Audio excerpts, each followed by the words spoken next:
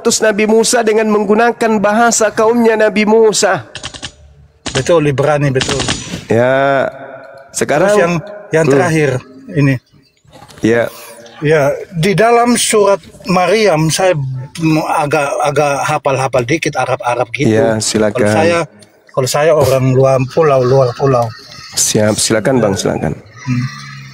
Di surat Maryam ayat 71, wa in minkum illa waridha kana ala rabbika hatman mahdiyah.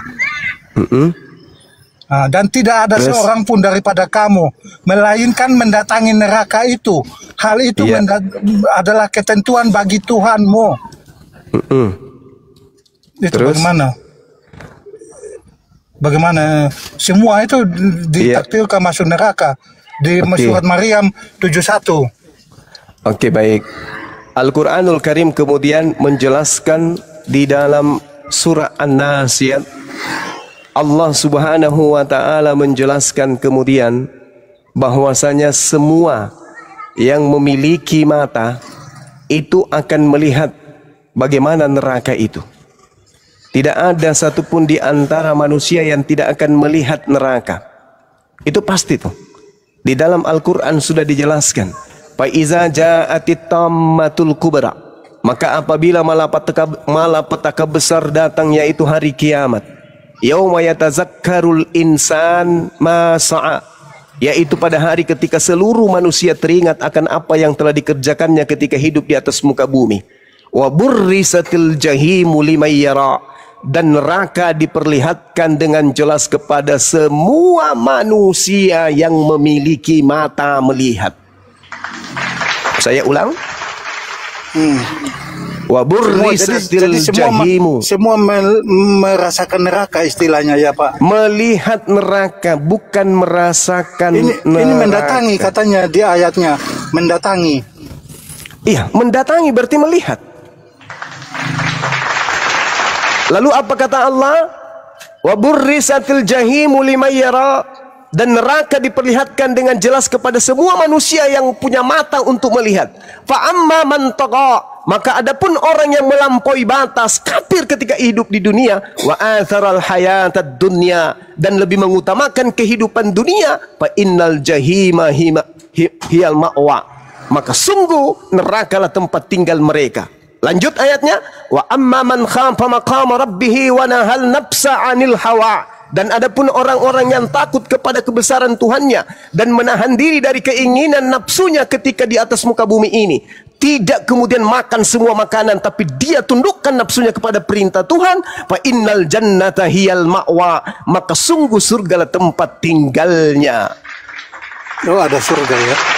Yes. Jadi semua manusia akan melihat neraka itu. Contoh, Anda coba lihat di dalam Mazmur 66 nomor 12, engkau telah membiarkan orang-orang melintasi kepala kami. Kami telah menempuh api dan air, tetapi engkau telah mengeluarkan kami sehingga bebas. Berarti dicuci dulu istilahnya ya. Bagi yang dicuci, tapi semua orang dicuci atau tidak dicuci, Islam ataupun bukan Islam, semuanya akan melihat neraka. Tapi yang tinggal di neraka adalah orang-orang kafir. Orang-orang beriman kemudian fa innal jannata hiyal ma'wa, maka sungguh surgalah tempat tinggalnya. Jadi kami akan mengatakan, dadah bro, selamat tinggal, kami lanjut ya. Jangan tinggalkan kami paman. Coba Anda baca Markus 9 nomor 49. Semua orang Kristen akan dikarami dengan api neraka. Coba. Enggak, tapi kan udah ditebus oleh darah Tuhan Yesus. Ah, bagus. Siapa yang ngajarin, Bang? Gimana? Siapa yang ngajarin nebus dosa pakai darah manusia?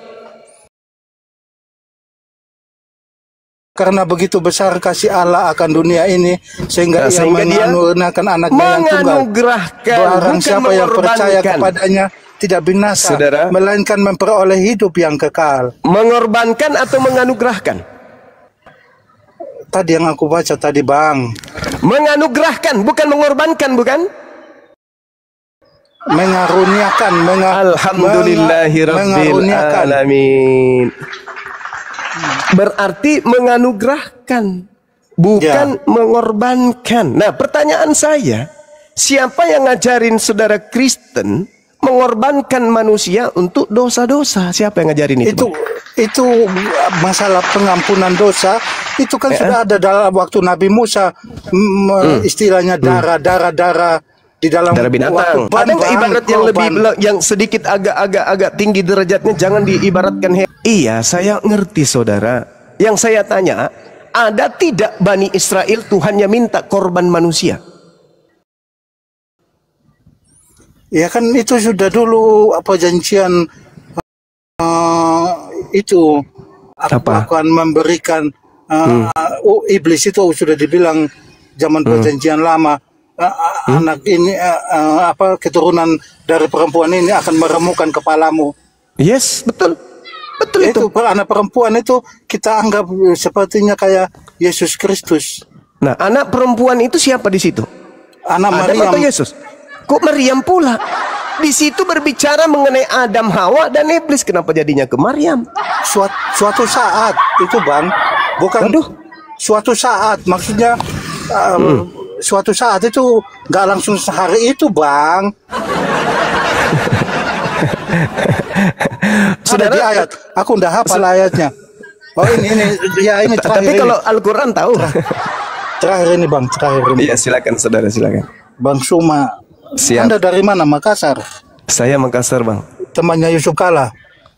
Iya, betul. Oh. Kebetulan beliau letting saya, teman SD dulu. Yusuf Kala, oh ya. Siap. Nah, yang di dalam apa itu An-Nisa 45 kayaknya. Yang waktu malaikat bertemu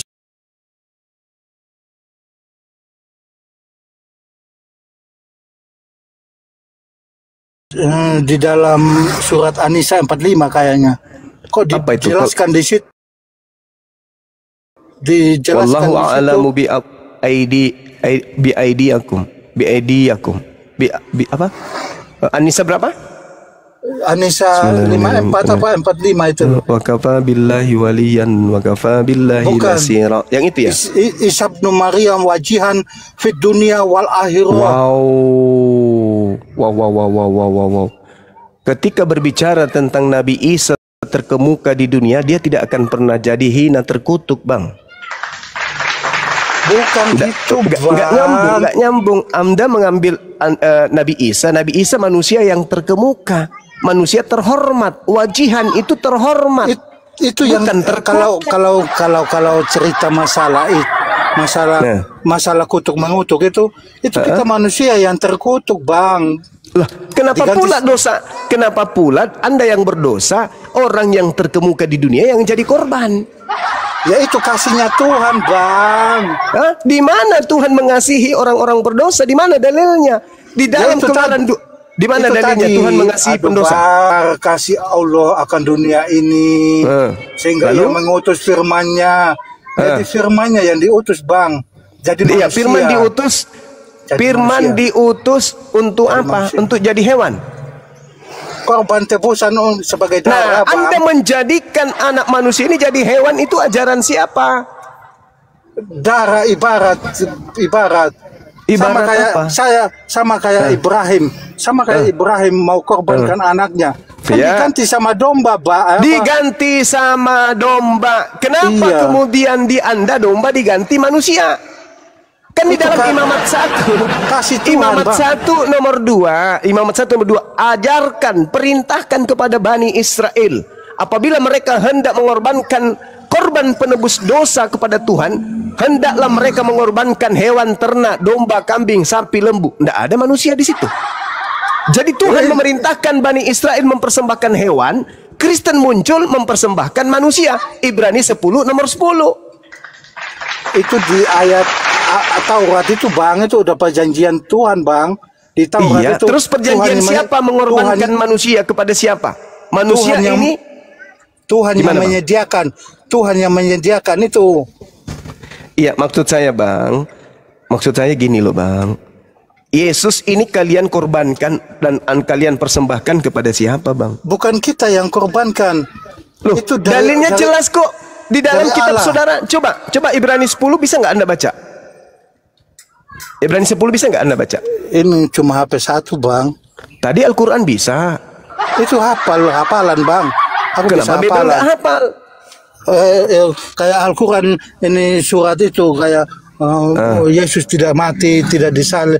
Padahal di dalam Al-Quran ada mengatakan wa innahu la ilmu lisaati tamtaruna biha wa tabi'uni hada suratul mustaqim.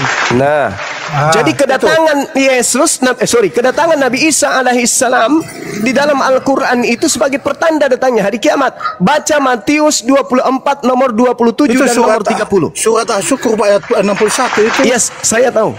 Saya paham, saya ngerti. Kedatangan Nabi Isa adalah pertanda datangnya hari kiamat. Jadi yang datang kepada Paulus itu bukan Nabi Isa, bukan Yesus.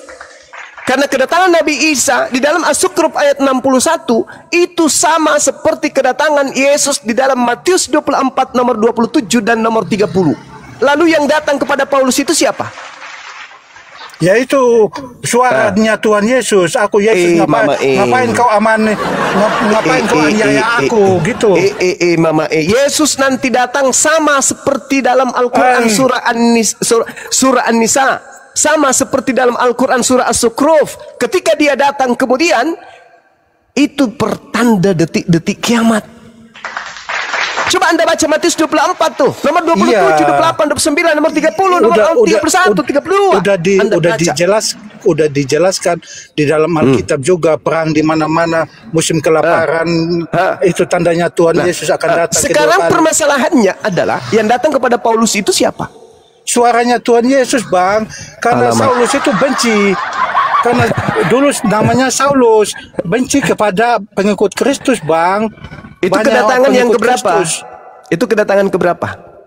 Itu lewat suara doang bang, bukan kan malaikat bilang kamu akan melihat dia akan datang seperti ini kedua kali, kan gitu bang, yang 500 mata memandang bang. Yesus berkata, yang asli berkata akan datang Yesus palsu. Anda tahu itu?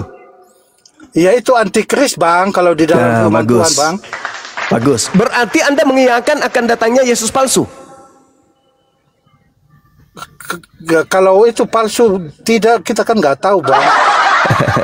Saudara, yang datang kepada Paulus itu mengaku, akulah hidup, akulah yang telah mati, namun lihatlah aku hidup sampai selama-lamanya dan aku memegang segala kunci maut dan kerajaan maut.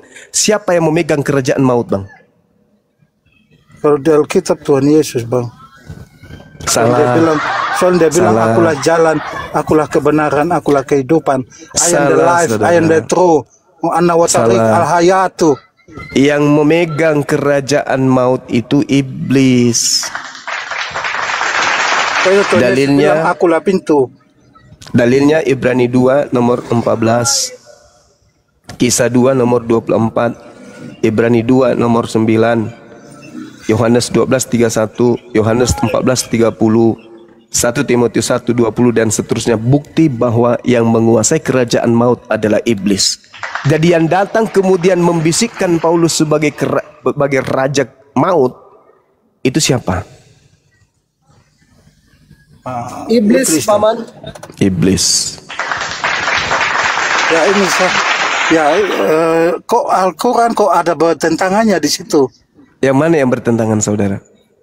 Aku pernah baca di ayat Al-Quran, jika Al-Quran dari Allah, pasti kamu tidak akan melihat pertentangan, perselisihan di situ. Sekarang tolong tunjukkan pertentangan yang ada dalam Al-Quran. Silakan, satu aja. Satu aja. Yes. Oke. Di dalam Al-Quran, ya. Di dalam An-Nisa 157, ya. Dan di dalam 157, ya, wassalamu alayya yauma amutu wa yauma alitu wa yauma abhatu hayya. Kok An-Nisa jelas itu? Sama dengan Alkitab mengatakan aku lahir, datang, mati dan bangkit hidup kembali. Surah Maryam itu Bang Kojek, woi. Surah Maryam itu. Alamak. Surat Maryam 33. Sorry, maaf. Iya, terus apa yang bertentangan dengan itu? Ya, katanya dia tidak disalibkan, dia diangkat. Siapa yang penipu di situ? Saudara, surat Maryam yang Anda bawa itu tidak berbicara mengenai penyaliban. Itu ya, pada kan saat dia masih dalam ayunan ada lahir, ada mati, ada bangkit. Semua manusia akan mengalami hal yang sama. Anda sama juga dengan, Anda akan mati, Bang. Anda akan lahir, dan Anda akan mati, dan Anda akan dibangkitkan. Sama, itu 3 fase yang Nabi Isa alaihissalam itu sampaikan ke tengah-tengah Bani Israel ketika dia masih bayi di sana. Di situ Nabi Isa menjelaskan bahwa ibuku bukan pesina. Aku ini bukan anak hasil zina. Aku ini adalah orang yang Enggak ada. Gimana? Orang percaya Kristus tidak ada yang bilang Maria itu zina. Cuma orang Farisi dulu, saudara, Farisi. Iya betul. Orang-orang Yahudi mengatakan Maria itu Taurat tapi tidak melakukan. Apa pembelaan Yesus terhadap tuduhan itu kepada ibunya?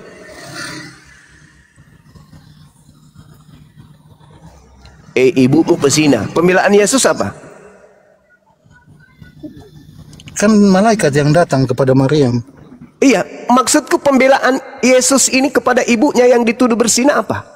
Kalau di Al-Quran apa Alkitab? Di Bible dong. Kalau di Al-Quran kan membela ibunya dia. Di Alkitab tidak bela-bela gitu. Nah, berarti Yesus tidak membela ibunya pada saat ibunya kemudian dituduh, difitnah sebagai pesina. Tugasnya dia sebagai Tuhan apa sih? Berarti Gurunda ini anak durhaka ini Yesus ini ya? Bukan durhaka, Tuhan yang durhaka kepada ibunya. Kalau dia manusia belum Tuhan, Bang. Kalau dia itu firman yang jadi manusia, Bang. Dia manusia belum Tuhan dia. Itu kan melepaskan semua ketuhanannya. Semua. Ya, lalu bagaimana caranya dia menjadi Tuhan? Dia bangkit naik ke surga, Bang. Saudara, bagaimana Yesus yang bukan Tuhan, yang adalah manusia, bisa menjadikan dirinya menjadi Tuhan? Caranya gimana? Masuk dulu ke alam kubur, baru keluar menjadi Tuhan. Roma 14 nomor 9. Iya, jadi syarat bangkit ke surga, Bang. Syarat untuk menjadi Tuhan mati, masuk kubur. Sekarang pertanyaannya, yang keluar dari kubur ini siapa? Tuhan. Hantu. Tubuhnya. Ya, tubuhnya itu sebagai Tuhan atau sebagai manusia atau apa? Tubuhnya ya manusia biasa kayak kita, Bang. Berarti ketika dia keluar dari kubur, yang bangkit ini manusia?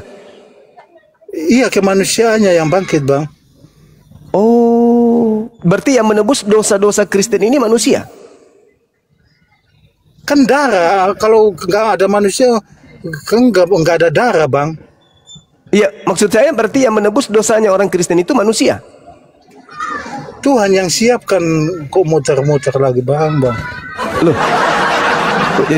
kok jadi saya yang mutar? Abang yang mengatakan Tuhan nebus dosa. Berarti yang keluar dari kubur tadi ini kan dari awal saya sudah bilang itu. Dari awal saya sudah bilang itu Allah yang siapkan itu masalah korban, Bang. Oh, berarti Tuhan mengutus Tuhan lain. Rohnya, aduh ya ampun ya Tuhan. Isa putra Maryam, kalimatullah, roh Allah. Nah, itu loh, Bang. Iya, roh dari Allah, betul. Iya, sama, Bang. Ya, berarti ini roh dari Allah, bukan Allah. Ya, punyanya rohnya Allah ya, bukan ciptaan, Bang. Punyanya dia sendiri, Bang. Bagaimana ceritanya? Alam semesta ini punya Allah, dan ini alam semesta adalah ciptaan. Ya, masa dia berfirman, jadilah bumi. Kan itu kan pakai suaranya, kalau kita pikir secara logika kan. Apa bedanya dengan kalimat, Yesus? Kalimat. Jadilah hamil, wahai Maria, jadilah hamil. Hamil Maria, apa bedanya? Kan harus proses, Bang. Iya, sama seperti ciptaan yang lain. Sekarang ketika kemudian Yesus mau diadakan di atas bumi ini, kan Tuhannya berfirman dulu kepada Maria ibunya. Maria, ya paman, hamil dong. Yes, hamil. Lahirlah anaknya, si daging ini, Yesus. Ketika kemudian dia lahir, Selalu diganggu setan dia, selalu digodai setan, selalu digodai setan. Sampai pada akhirnya setan tidak mampu menggoda dia. Setan memanfaatkan orang-orang jahiliyah pada masa itu untuk membunuh Yesus. Oke. Nah, setelah kemudian mereka berupaya membunuh Yesus, Tuhan menyelamatkan Yesus dong. Berarti yang masuk ke dalam kubur ini bukan Yesus. Karena Yesus diselamatkan oleh Tuhan. Ketika iblis berupaya membunuh Yesus, iblisnya tidak berhasil. Gini bang, saya bukan mau potong, bukannya sok pintar bang ya. Iya. Di dalam Taurat Musa dulu itu sudah penebusan darah itu sudah terjadi. Terus yang kedua ada ini Tuhan yang menyiapkan karena mengasihi bangsa. Karena tidak ada manusia yang bisa nyampai kepada Bapa di surga, jadi Tuhan sendiri yang siapkan gitu ceritanya bang. Maksudnya dia siapkan korban masuk ke bumi. Betul. Iya, rohnya. Yang korban ini siapa? Rohnya dia yang dia kirim jadi manusia. Oh, begitu. Ya makanya Isabdu Maryam itu adalah kalimatullah, roh Allah. Wah. Ada di surat Maryam, jelas banget itu bang. Iya, kalau kejadian 6 nomor 7 itu gimana bang? Apa bacaannya? Ya Allah ya Karim, abang belajar Quran tapi tidak belajar Bible, gimana dong? Saya itu main hafalan Quran bang, saya. Ya kenapa nggak hafal Bible? Kan ada perjanjian baru, perjanjian lama. Ya apa bedanya dengan Al-Quran? Kenapa justru Al-Quran yang ada hafal? Kejadian 6 nomor 3, berfirmanlah Tuhan, rohku tidak akan selama-lamanya tinggal dalam manusia. Jadi roh kita ini roh siapa? Ya, roh kita bang. Ya roh siapa? Yesus? Ya itu rohnya Allah sendiri.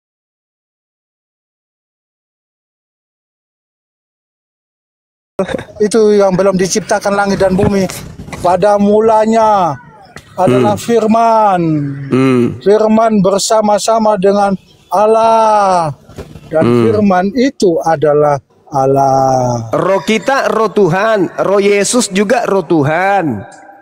Tapi roh ini yang dahsyat bang, rohnya Tuhan bang. Iya, karena dia nabi bang, kita bukan.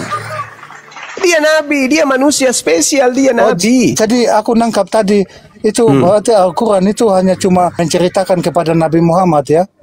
Yes. Tentang Oh bukan, jadi bukan berbicara langsung pakai bahasa Arab tentang Nabi Adam bukan ya Pak? Oh enggak. Oh, tapi kalau gitu dibilang bang, kenapa Quran kedebuk jatuh dari langit? Yang jatuh dari langit itu kitabnya Anda. Coba Anda baca di dalam kitab Wahyu 10 nomor 10. Betul nggak itu kitab? Jangan lari ke kitab saya. Tidak, Anda mengatakan Al-Quran kedebuk. Banyak kiai-kiai. Aku tanya orang-orang itu juga sama jawabannya. Saudara, Al-Quran itu diwahyukan 22 tahun lamanya. Berarti tidak sama dengan orang-orang yang kasih ini kitab dari Allah. Iya, setelah dikitabkan itu kemudian semua itu dari Allah. Langsung jadi buku, langsung ketepung di. Oh tidak, itu Bible yang diceritakan dalam Wahyu 10 nomor 10. Lalu aku mengambil kitab itu dari tangan malaikat. Tuh, ada kitab yang tangan dari malaikat kedebuk langsung ke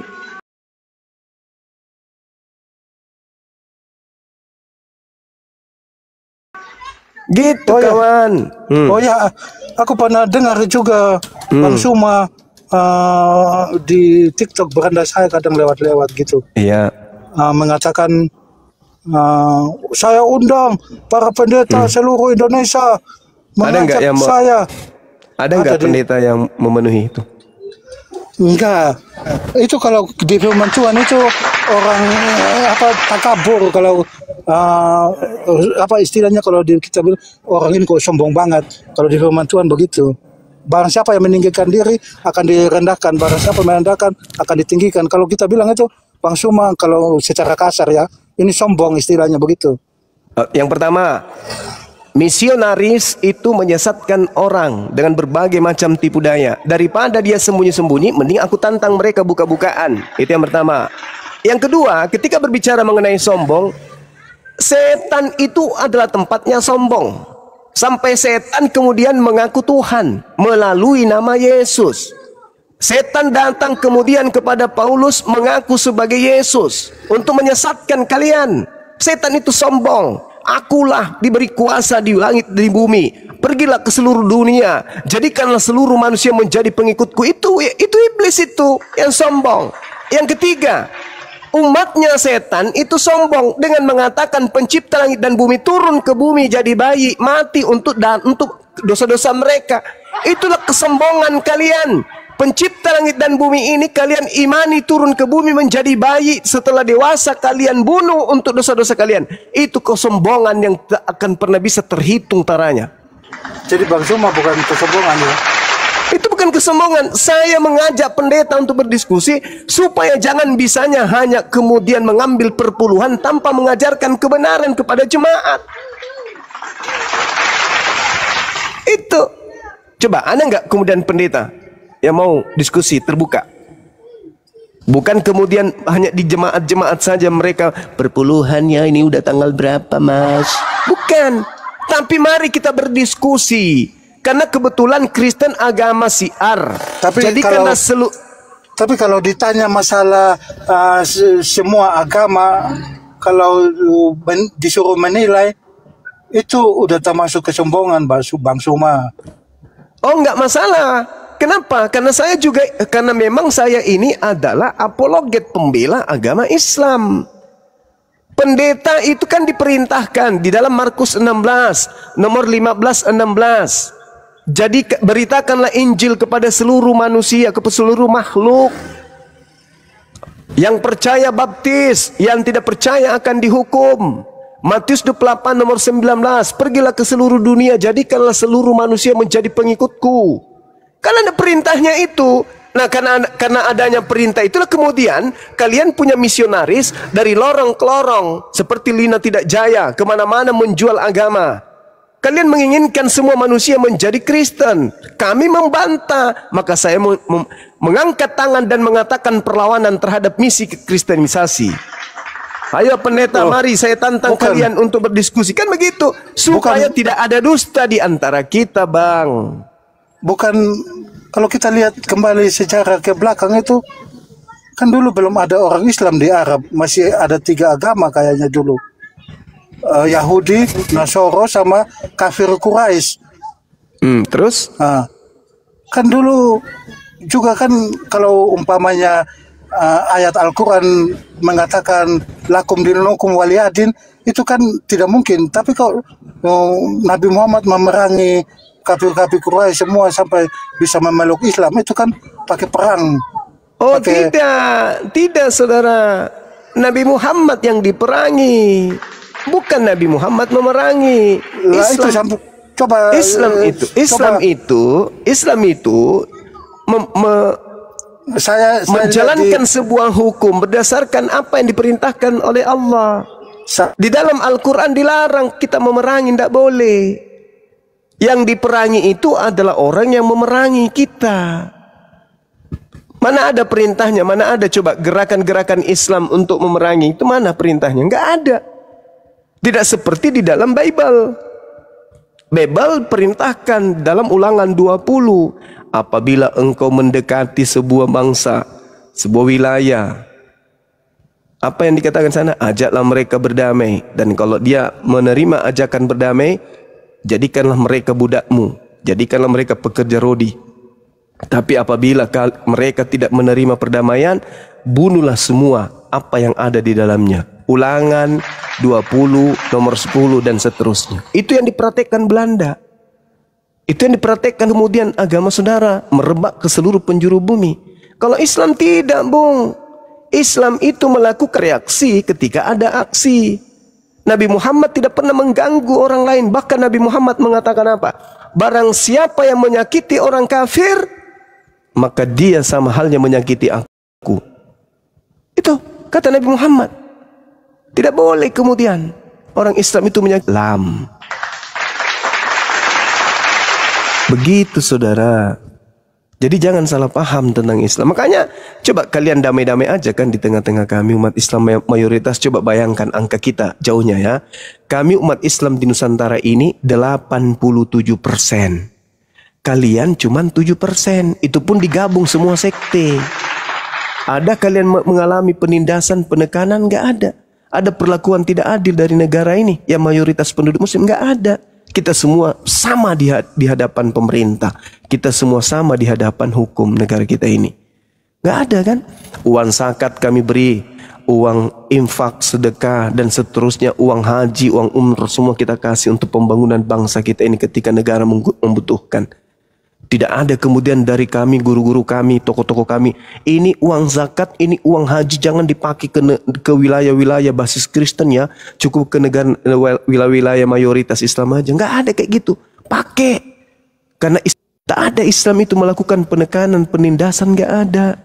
Justru ketika kemudian Rasulullah mengadakan perjanjian-perjanjian damai terhadap orang-orang kafir, mereka senantiasa kemudian melanggar perjanjian-perjanjian itu.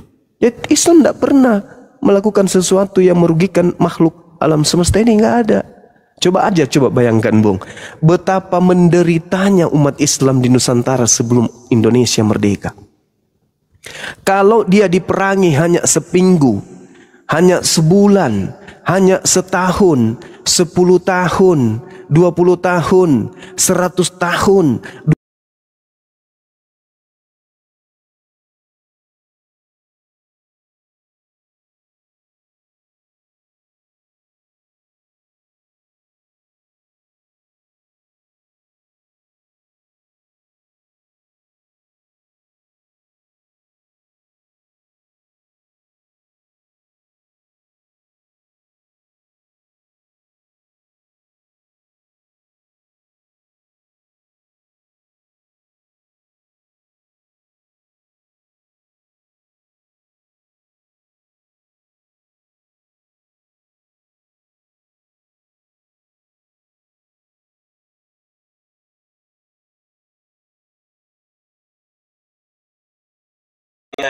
Ya, itulah alasannya dia menghilang, kira-kira gitulah ya.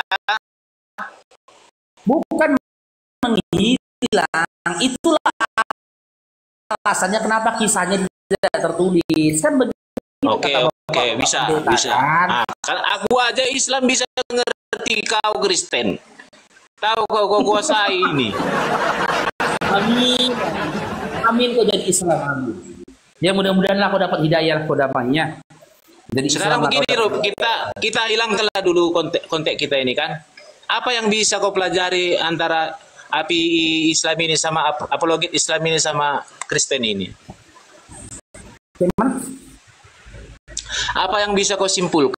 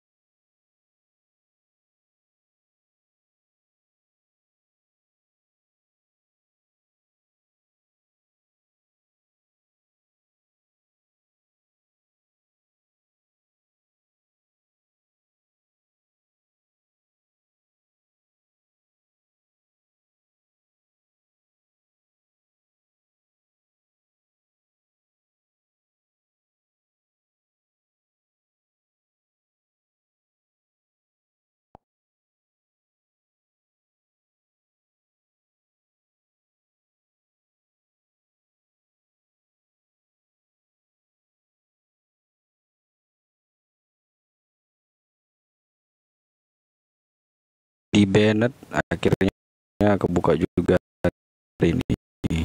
Alhamdulillah ya.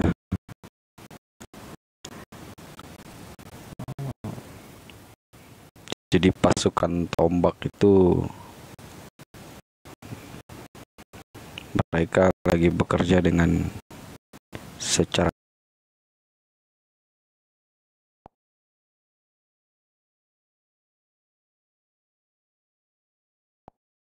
Indonesia tidak buta. Masih banyak pakar-pakar hukum yang masih sehat otaknya. Tidak sama seperti dogman. Otaknya rusak, sengklek. Karena benci kepada personal, sehingga dia mengait-ngaitkan agama. Seakan-akan aku penista agama, dia nistakan agamaku. Hei, bukan karena aku menista agamamu sampai kau laporkan aku. Tapi karena kau ingin pansos. Kau ingin dikenal.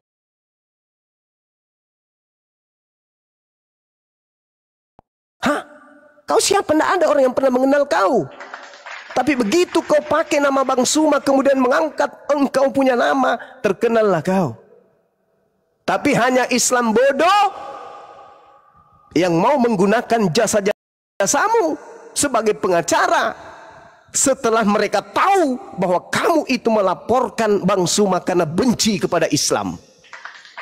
Hari Natal kamu bakar babi bersama dengan orang yang katanya Islam. Itu penista. Kau bikin piti, kau berbicara kemudian di dalam, bahkan kau joget-joget bersama dengan temanmu menggunakan hijab Islam sambil menyanyi lagu rohani. Itu penistaan Islam. Di saat engkau sedang melaporkan dugaan penistaan terhadap agamamu, justru kamu mewakili agamamu dengan melakukan penistaan-penistaan terhadap Islam. Kau berjoget ria dengan lagu yang sudah kau rencanakan. Gambar di belakangnya adalah gambar Ka'bah. Kamu berjoget dengan lagu-lagu rohis yang sudah kamu rencanakan. Lalu kemudian dengan alasan bahwasanya itu kan Ka'bah punyanya teman saya. Ka'bah bukan punya temanmu. Ka'bah itu punya orang Islam sedunia.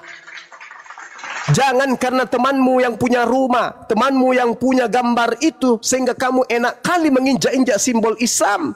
Tidak, bukan begitu. Sama halnya ketika saya membeli patung Yesus. Itu patung saya, kan saya yang beli. Saya mau apakan saja yang terserah. Sama berarti dengan baju kaos. Itu baju kaos adalah pemberian. Saya mau bakar juga terserah saya. Sama seperti kau joget-joget depan Ka'bah. Itu adalah simbol yang sangat-sangat dihormati di Islam. Tapi kau rencanakan kemudian berjoget di depannya dengan lagu Kristen yang kau punya dengan sangat bangga. Itu penistaan. Itu penistaan. Malam Natal kamu bakar-bakar babi bersama dengan temanmu yang katanya umat Islam, dan kau pamer di situ seorang Islam ikut serta bakar babi. Itu penistaan. Di saat rekornya kamu sedang melaporkan saya dugaan penistaan, justru kamu secara berlapis dan sengaja melakukan penistaan terhadap umat Islam, dan semua data-data itu sudah tersimpan rapi, dosmen. Hanya Islam yang tidak paham tentang kau itu siapa yang masih mau menggunakan jasamu. Hanya umat Islam yang tidak paham. Dan nanti ada saatnya saya akan berseru kepada seluruh umat Islam untuk jangan menggunakan jasa si dogman. Masih banyak pengacara-pengacara kita yang Islam, yang seakidah, yang tidak kemudian merendahkan Islam. Si dogman ini jelas-jelas sudah menistakan Islam. Setiap pitinya pasti ada terkait dengan agamanya. Setiap pitinya pasti ada terkait dengan keyakinannya. Artinya sebelumnya dia tidak pernah melakukan kemudian posting-posting tentang agamanya. Begitu dia melaporkan pembela Islam, dia angkat Islam kekristenannya. Dia mengangkat bahwa dia adalah aktivis gereja. Dia mengangkat bahwa dirinya ada orang Kristiani yang taat dan seterusnya. Itu bukti bahwa kamu sedang menancapkan jurang peperangan antara Islam. Kamu nggak sadar itu. Kamu nggak sadar. Umat Islam mengenal Bang Suma sebagai pembela akidah Islam. Dan jangan kau berpikir umat Islam selama ini tidur, tidak mengetahui kemudian rencana-rencana kristenisasi. Jangan kau pikir umat Islam itu tidak melihat bagaimana misionaris dari lorong ke lorong memurtadkan orang. Jangan kau pikir kami umat Islam tidak tahu lembaga-lembaga STT yang ada menistakan agama kami, menistakan Tuhan kami, sehingga muncul para apologet Islam membela akidah. Jangan kau pikir umat Islam membiarkan mereka tercederai sedikit pun. Oke? Jangan kau bangga. Karena kau tidak mewakili Kristen, Dokmen. Kau mewakili dirimu sendiri. Kau mewakili dirimu sendiri karena nafsu keinginan tenarmu dan keingin pansosmu. Biar kau dikenali Indonesia bahwa kau ahli tari. Biar kau dikenal oleh rakyat Indonesia bahwa kau ahli joget. Biar orang tahu bahwa kau itu adalah ahli tripping. Itu kan yang kau mau? Oke? Kamu seorang diri kemudian ingin mematahkan cahaya dinul Islam, tidak mungkin. Itu jaminan dari Tuhanku. Tuhanku mengatakan semakin kuat engkau berjuang menghabiskan yang kau punya untuk memadamkan cahaya Islam, orang makin ramai bersyahadat. Semakin kuat engkau berupaya memadamkan cahaya Islam, semakin ramai orang melakukan prosesi syahadatain. Siapa kau? Siapa kau? Hanya seorang pemakan babi yang tidak bisa mengapa-apain dalam agamamu. Tidak ada perlakuanmu membela agamamu. Masih mending mereka yang siang malam kemudian berdebat dengan kami, membela akidahnya. Lu? Kamu apa? Kamu siapa selama ini kok tiba-tiba muncul? Mau melaporkan, bukan lagi mau melaporkan kami. Lu siapa rupanya? Lu siapa? Kamu mengangkat semua kamu itu bisa mencederai kemudian mengurangi angka jumlah penduduk pemeluk agamamu. Orang-orang itu berakal sehat. Mereka orang berakal. Ya tidak mau dibodohi sama sepertimu. Mereka berpikirlah, ini yang disampaikan umat Islam kok rasional, masuk akal. Sehingga mereka meninggalkan agama itu.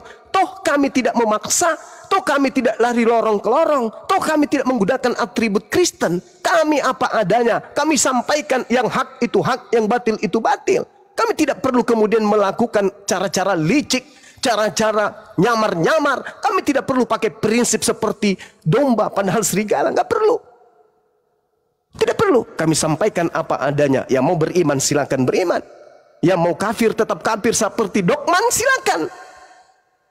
Tapi yang terjadi di saat engkau lagi melakukan pelaporan terhadap saya, track record di mana kamu melakukan dugaan penistaan katanya, sehingga kau laporkan. Kamu tidak mendalami kasus itu begitu sehat. Kamu hanya mengikuti nafsumu saja. Karena dengan begini saya akan terkenal, membawa nama Bang Suma pasti saya akan terkenal, akan banyak umat Islam yang akan memakai jasa-jasa saya. Kamu pikir umat Islam itu bodoh? Hah? Belum, Dokman, belum. Saya belum apa-apa. Saya masih duduk dengan rapi di tempatku. Tapi di saat saya sudah melangkah, di saat Putra Makassar Bugis melangkah atas nama pribadi dan atas agama, siapkan dirimu. Siapkan dirimu, Dokmen. Siapkan dirimu. Di saat saya sudah mulai angkat bicara, siapkan dirimu. Kau akan tahu siapa nenekmu yang sesungguhnya. Saya belum apa-apa ini. Saya belum apa-apa. Saya masih di sini menunggu dan menunggu. Silakan kau lapis segala apa yang kau bisa. Kuatkan, kucurkan semua yang kau punya. Saya tunggu. Saya tunggu sejauh mana kau hebat. Silakan. Saya belum apa-apa ini. Saya masih bolak-balik rumah gunung. Hah? Masih nyanyi-nyanyi aku ini. Belum apa-apa ini. Bantuan permintaan saya kepada saya kemudian untuk dimasukkan daftar untuk memberikan bantuan kepada Bang Suma. Belum. Tunggu, sabar. Gue bilang sabar. Biarkan dulu dia memberikan kekuatannya sejauh mana dia bisa. Biar dia habis semuanya dia punya. Habis itu baru kita gerakkan langkah.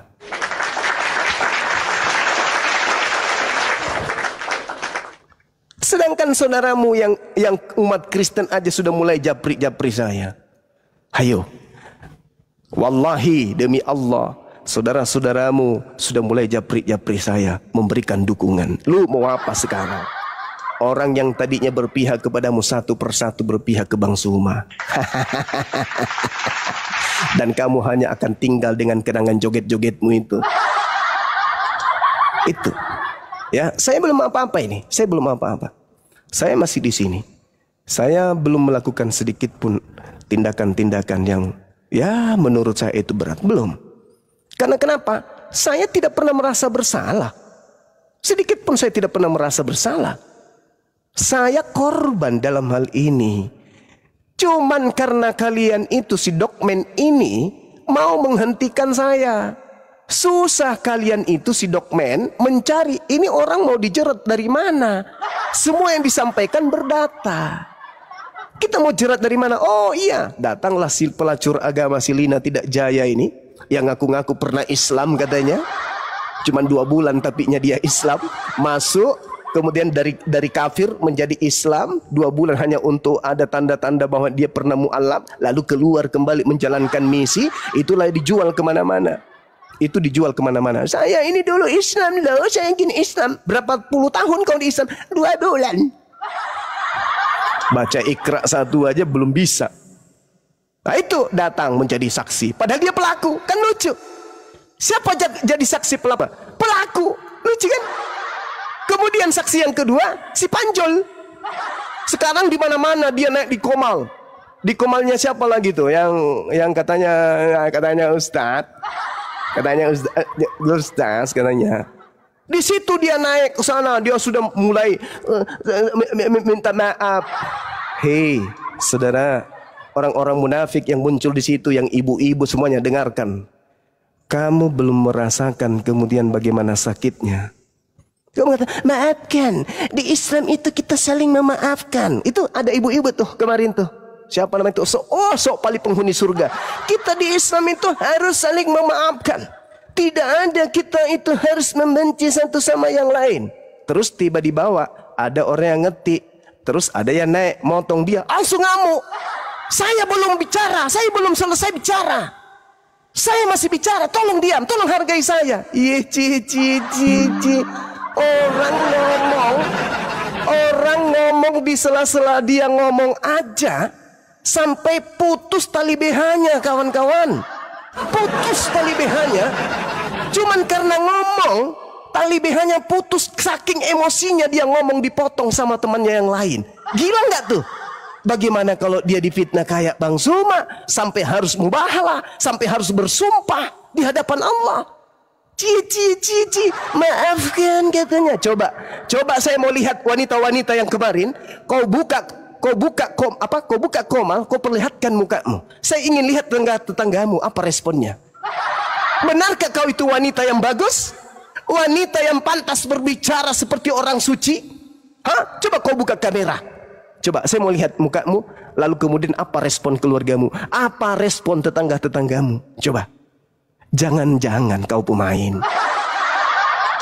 Takut buka muka depan umum. Kalau saya buka, saya pakai masker. Ya cuman karena gigi aja nya. Nongol 4 biji ke depan. Kalau bukan karena itu saya buka masker. Ya kamu kenapa pakai akun palsu? Takut kau diketahui bahwa kau tukang ribut, kau tukang gosip, kau tukang bertengkar.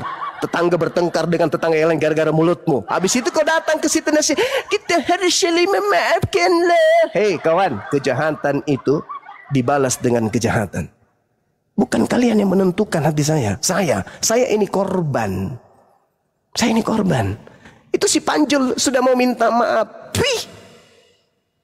Aku mau minta maaf. Sekarang aku mau ikut juga keluar katanya. Sama seperti dengan umat Islam. Karena saya ini harus melakukan bayan. Aku harus khuruj 3 hari, 40 hari, 4 bulan.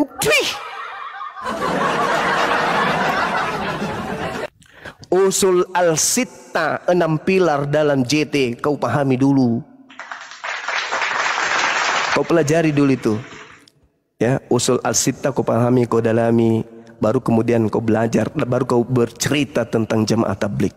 Saya dari SMA sudah jamaah tabligh saya. Keluarga saya jamaah tabligh.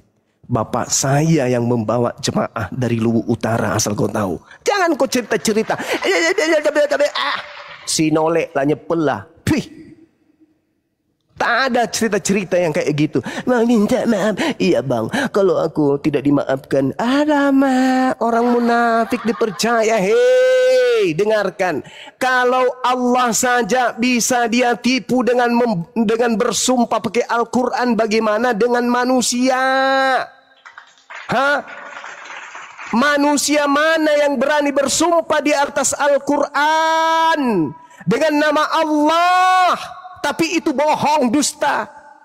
Manusia mana? Coba.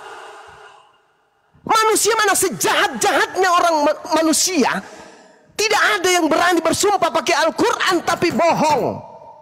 Tidak ada. Ini ada orang datang karena berlindung di JT, kemudian di komal-komal yang mengatasnamakan mereka itu adalah ahli ibadah, lalu mengatakan bertobat, minta maaf. Nenekmu kiper.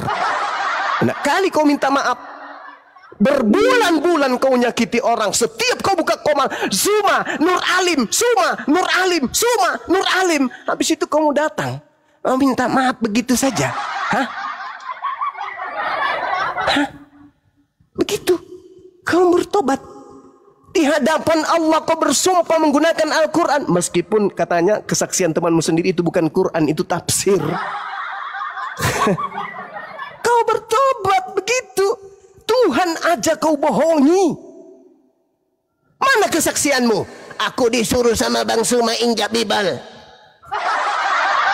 Aku disuruh sama Bang Suma, aku disuruh milih antara aku dengan logik, dengan siapa? Dengan blender. Mana kesaksian kau itu? Mana kesaksian kau itu? Wahai pendusta, pembohong, munafik, laknatullah. Mana? Saya akan minta maaf kalau ada yang mau menyambungkan saya dengan beliau. Mau muntah ku dengar kau bicara pakai nama Bang Zuma, Bang Zuma. Biasanya kau cuma suma-suma. Nenekmu kiper, dasar munafik biadab. Dia ngomong di sana, kita nanti keluar ya sama-sama, kita khuruj 4 bulan. Ya, gila sinting. Kita nanti keluar ya, kita mengamalkan khuruj 4 bulan, ninggalkan istri dan anak ya. Pakai nyebut nama Bang Suma. Ya kalau Bang Suma waktu itu Bang Suma Talal, bahlul, dongok. Tak ngerti. Seenak perutnya ayah terhadap kau. Hah? Nanti kalau ada yang mau menjadi penghubung antara aku dengan Bang Suma, seandainya 2 dunia, aku minta kepada Allah, kamu pindah di dunia yang satu, jangan bersama dengan dunia yang kutinggali ini. Ada lagi yang mengatakan, ada nggak yang menjamin kalau si logika ini nanti akhirnya akan mati dalam keadaan seperti sekarang? Tidak ada yang menjamin, Ustaz. Tapi orang munafik pada kadarnya munafik, Ustaz. Orang kafir pada kadarnya itu kafir. Masalah ujungnya itu nanti. Yang kita lihat ini sekarang, bukan ujungnya nanti. Kalau Anda mengatakan nanti ujungnya, berarti semua penjahat di atas muka bumi ini kita peluk, kita ciumi, kita kasih pangkat, kita hargai, kita dudukkan pada tempat terhormat. Ustaz, bukan begitu di Islam, Ustaz. Bukan begitu. Ada masa di mana kita bisa memaafkan, wajib. Ada masa tidak bisa. Maaf itu justru dijadikan nantinya senjata bagi orang-orang munafik untuk jauh lebih menghancurkan agama Islam. Paham kau, Ustaz? Paham? Paham kau, Ustaz? Kau tidak sadar itu.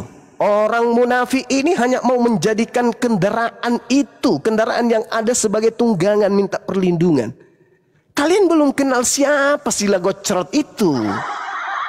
Kalian tidak kenal. Kalau istri almarhumah saja yang tidak ada sedikit pun kemudian masalah dalam hidupnya yang bisa diketahui oleh siapapun di luar daripada keluarga kami, dia bawa-bawa. Lalu dusta apa lagi yang akan dia sembunyikan dalam dirinya orang kayak begitu? Hah? Allah Subhanahu wa ta'ala, dia bersumpah di hadapan Allah dengan kitab suci. Walaupun itu bukan Al-Quran, tapi dia mengatasnamakan Al-Quran. Ya Rabb, ini orang minta maaf. Hah? Bisa aja saya maafkan, bisa saja saya maafkan. Tapi setelah itu,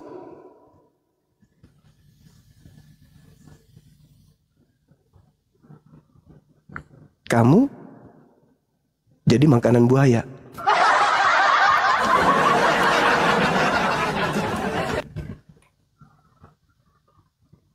Oke? Tidak bisa. Saya belum terima. Hati saya belum bisa menerima segala hinaan, segala penistaan, segala fitnah yang kau lontarkan kepada saya. Belum. Saya sudah mencoba. Di detik-detik awal kau mulai menghujat Bang Zuma secara personal, secara pribadi. Saya senyum. Saya kemudian. Tapi ketika air mata anak saya menetes. Anak saya menetes air matanya. Seorang anak yatim yang ditinggal ibunya. Kemudian kau ceritai orang tuanya. Begitu dahsyat. Anak saya kemudian wudhu sambil gemetaran. Minta kepada Allah terhadap apa yang kau lakukan kepada ibunya. Habis itu sekarang kau berkongkong mau minta maaf. Hebat sekali kau. Hebat sekali. Luar biasa. Dan orang-orang yang ada di belakangmu mendukung. Ayolah kita saling memaafkan. Ya. Karena kau tidak merasakan apa yang saya rasakan. Orang ngomong pada saat kau ngomong aja kau ngamuk. Bagaimana kalau kau diperlakukan seperti saya? Ayo. Dibuka aibnya di mana-mana. Dijadikan bahan tertawaan olok-olokan setiap hari, setiap saat. Habis itu agamamu dihina dengan orang-orang yang kemudian berkongko dengan dia. Lalu kamu datang dengan hanya modal rambutmu yang panjang, jidatmu dan surbanmu itu. Lalu kau minta sebagai jalan untuk aku memaafkan. Tidak. Tidak akan. Sampai hari ini saya belum berpikir untuk memaafkan kau. Sebagaimana saya tidak pernah berpikir untuk meminta kau menginjak Bible. Tidak akan. Itu sulit bagi saya. Untuk hari ini saya sulit. Wallahi demi Allah itu masih sulit bagi saya. Tapi saya tidak menutup kemungkinan ketika Allah membolakkan hati saya. Setelah saya melihat kamu betul-betul taubatan nasuha. Benar-benar kau tobat setaubat-taubatnya. Ya, mungkin Allah akan membalikkan hati saya karena saya seorang muslim. Tapi kalau hari ini, maaf, belum bisa. Saya belum bisa melupakan itu. Andai saja pribadi saya saja yang tersakiti mungkin. Tapi anak-anakku darah dagingku, anak yang kupelihara, anak yang kubesarkan tanpa ibu. Tiba-tiba kamu hina. Kamu tidak mengenal kami. Kamu tidak mengenal istri saya. Kau tidak kenal anak-anak saya. Kau tidak kenal keluarga saya. Tiba-tiba kau jadikan saya konten. Oke lah. Pribadi Bang Zuma kau hujat, kau nistakan. Oke silakan, saya ikhlas. Tapi saya seorang Bang Zuma tidak pernah mengganggu kamu. Tidak pernah kemudian menceritakan kamu. Bahkan kemarahanku terhadapmu karena kamu injak Bibelnya orang Kristen. Harusnya kau sadar itu. Kemarahan Bang Zuma adalah wujud karena saya disayang oleh Bang Zuma. Saya diberikan surat teguran keras di saat yang punya kitab malah tertawa-tertawa ketika kau injak. Bang Zuma, saudara saya muslim, justru hadir sebagai pembawa kabar agar aku berhenti. Justru kamu fitnah. Hah? Dan ketika saya dilaporkan justru kau hadir lagi sebagai saksi. Kurang apa lagi coba perbuatanmu kepada Bang Zuma? Kurang apa lagi? Kurang apa coba? Hah? Berapa banyak orang yang datang kepada aku minta waktu untuk dia datang ke tempatmu. Tapi saya katakan jangan. Jangan. Biarkan Allah yang memberikan ketetapan ini. Biarkan Allah yang menghukumkan. Pada saat saya dizolimi, saya dilaporkan kemudian, jelas-jelas saya yang korban pada saat itu. Lantas kemudian Anda menjadi saksi malah di situ. Habis Anda menjadi saksi, Anda keluar dari sana, kamu berjoget bersama dengan penghina Islam, penghina Allah, dengan menggunakan lagu-lagu rohani mereka. Kamu tahu nggak perasaan sakit hatiku pada saat itu? Kamu berjoget dengan senyum puas bersama dengan yang menghujat Allah, menghujat Rasulullah, menghujat Al-Quran, menghujat Islam. Kamu berjoget dengan sangat-sangat bahagia. Coba pikirkanlah itu. Habis itu kalian berkongko-kongko minta saya memaafkan dia gitu. Hei Ustadz, para ustazah, apakah Anda tidak sadar apa yang sedang Anda lakukan hari ini? Mengambil dia si logika naik ke komal Anda kemudian. Anda sadar tidak apa yang sedang Anda lakukan ini? Apa yang Anda kejar? Konten. Oh tidak Bang Suma, saya ingin mendamaikan. Ada di antara kalian yang pernah menghubungi saya? Ada. Yang namanya Taliban itu pernah hubungi saya.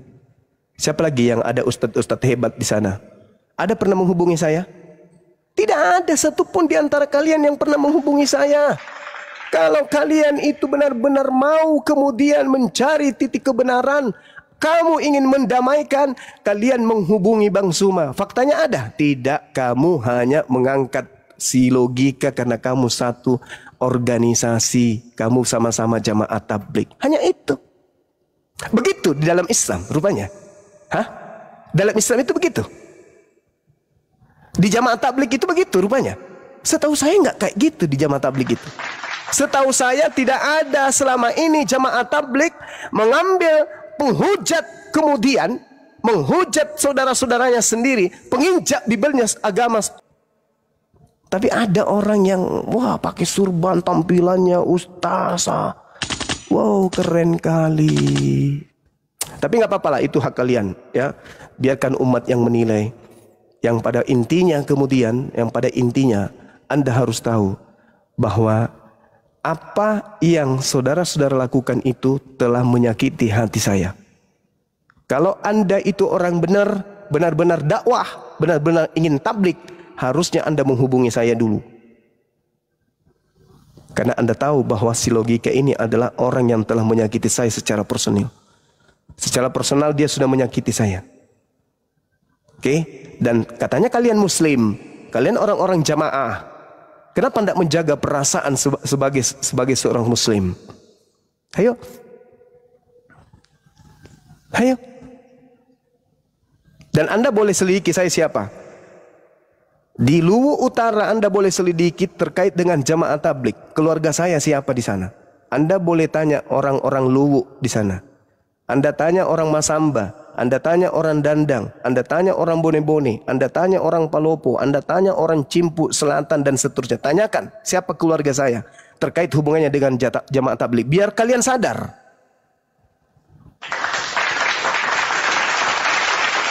Oke? Biar kalian sadar bahwa kalian ini sekarang ini kelihatannya ingin dijadikan sebagai kendaraan untuk kemudian logika mencuci dirinya, bersembunyi.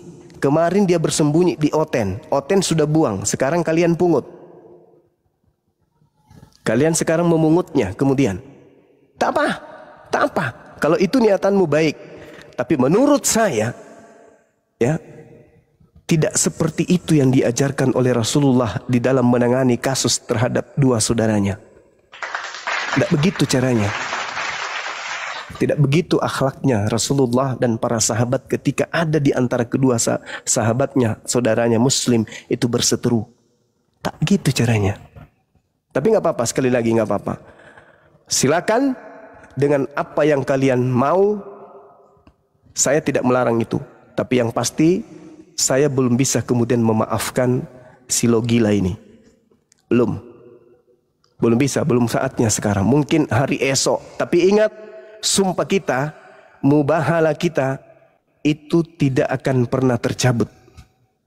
Jangan jadi orang munafik. Apa yang sudah kau lontarkan di hadapan Allah, harus kau pertanggungjawabkan itu.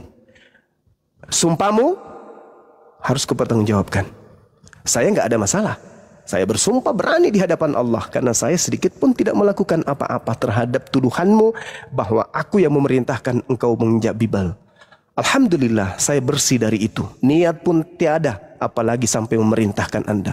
Saya tidak terbebani. Tapi ingat kamu sumpahmu itu. Kenapa sekarang kamu melemah?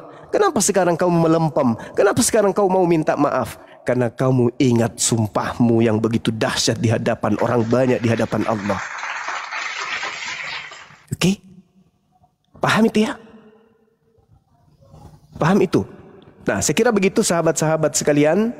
Kita berpanjang lebar ini ya supaya semua orang paham bahwasanya yang terjadi hari ini kita ingin kemudian dihentikan langkahnya oleh si Dokmen. Saya, Dinda Nora Uniripa. Apakah umat Islam akan diam? Silakan Anda renungkan. Demikian dari saya, Adinda, Bang Handi. Karena di sini azan, saya ibadah dulu. Habis itu kita mengudara kembali. Terima kasih. Siap, Bang. Bang Handi. Assalamualaikum, Bang Handi. Waalaikumsalam warahmatullahi wabarakatuh. Itu Bang Andi banyak diseleksi aja Bang Dinda, Andi. ntar dulu, Dinda bacakin dulu ya tak? Ayo Mak. Oke kan. Iya. Oke. Iya. Bang Andi, saya naikkan, Bang Andi juga naikkan, itu Nora juga naikkan ya. Kita naikkan kawan-kawan yang sudah Kristen. lihat tadi itu udah saya naikkan. Ini banyak yang minta naik, ini ada 100 orang. Dipilih-pilih saja, siapa tahu ada yang Kristen kan. Nanti kita turunkan kalau bukan Kristen, biar jalan diskusinya. Comot. Kalau ya. Aku juga naikkan. Nanti Bang Handi lihat juga yang Kristen ya. Kalau Muslim turunin aja. Ada Bang Saiful di bawah minta dinaikkan katanya. Bang Saiful. Mana Bang Saiful? Aduh, ada musik, saya turunkan. Turunkan aja. Oke. Saya bagian menyapa aja lah. Kenapa suaramu itu batuk flu kan? Nih. Coba kita naikkan lagi ya. Ini terlalu banyak yang kirim permintaan ini. Akhirnya kesulitan kita. Udah saya jamba apa udah saya... Oh iya siap. Assalamualaikum warahmatullahi wabarakatuh. Waalaikumsalam warahmatullahi wabarakatuh. Ya, sehat semua ya. Alhamdulillah. Sehat walafiat. Alhamdulillah. Pak. Siap. Coba kita naikkan Kristen lagi ya. Silakan apa kalau ada yang mau disampaikan apa? Ya, tadi saya cuma sedikit aja mau menyampaikan bahwasannya cerita Bang Zuma tadi itu kita bahkan di pihak Api Sumut sendiri ya waktu kemarin itu melaporkan logika itu tanpa sepengetahuan Bang Zuma loh. Tanpa sepengetahuan Bang Zuma saya laporkan. Kenapa? Karena ketika beberapa kali saya minta izin ke Bang Zuma, jangan Aki, itu jawab. Supaya kalian semua tahu kronologisnya bagaimana kita dari pihak Api Sumut itu melaporkan dia gitu. Begitu lamanya Bang Zuma menahan agar dia jangan dilaporkan. Selamat sore.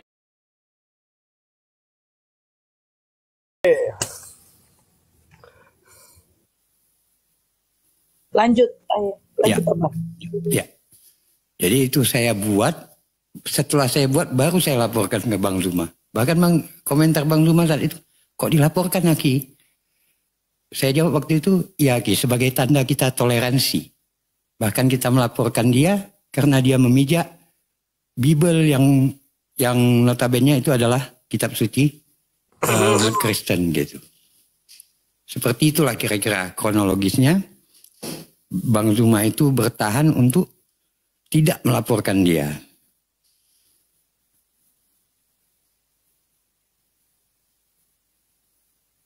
Itu aja.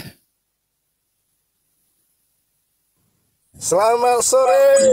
Shalom. Tunggu dulu kau Randy. Hari gila-gilamu. Oke, gitu aja Pak Ketua. Iya Bang Fandi. Siap, Masya Allah. Ya udah standby aja dulu di sini Pak Ketua ya. Jangan turun dulu. Boleh. Makasih Bang Fandi. Aja Abah. Disapa dulu itu. Ivan Nasution. Ivan tadi minta naik. Oh, udahlah si Randy. Randy, ODGJ. Pula. Ya, saya tanggapi ya. Enggak. Hah? Apa mau kau tanggapi? Apa mau kau tanggapi, orang belum diskusi lah he. Kan aku bilang ODGJ. Korban sekarang. Apa takut dipanggil polisi? Hah? Ikutilah proses hukum. Negara Udah, ini. saya jawab. Buang aja. Biar bisa aja dia bahasa hukum, dia ngerti hukum nggak sih? Oke, sok ngerti hukum lo. Saya bingung loh dengan orang ini. Apalagi Kenapa? Entar. Kenapa bukan si Udin, terus si siapa itu, si Pak Ujong, lu kasih tahu suruh pulang, dia itu DPO gitu loh. Kenapa hal-hal yang lu nggak ngerti? Berbicara hukum itu bro, tidak ada tendensi kebencian. Berbicara hukum itu tidak ada rasa, tapi berdasarkan alat bukti. Hukum kayak gitu, gak berdasarkan tendensi kebencian. Kamu ini, temanmu itu ada yang pernah membakar 3 gereja itu loh. Si Yosua itu. Kenapa kau nggak lapor ke polisi? Si Logika itu loh, injak Bible. Kenapa nggak lapor polisi? Gamparin tuh kakinya itu, potong kakinya. Kamu nggak ada harga diri. Bilang Banyuma. Ya, kita diskusi. Nggak usah diskusi, diam kau dulu, diam. Logika lu laporin ke polisi, dia injak Bible mau, mana harga dirimu? Kitab kau anggap suci itu diinjak, kenapa lu nggak laporin polisi? Laporkan api sumur. Kenapa kamu nggak laporin? Mana harga dirimu sebagai oten? Laporkan, ngapain lagi saya lapor? Mana harga dirimu sebagai oten? Jawab dulu nih. Di umat kenapa merasa jadi? Mana harga dirimu? Nggak bisa diskusi, gue yang turunin. Lu di bawah aja. Kalian itu harga dirimu diinjak-injak oleh lo gila. Nyata-nyata gambarnya pakai baju kayak begitu, pakaian kayak gitu, nginjak Bible-mu, kamu tinggal diem. Enggak.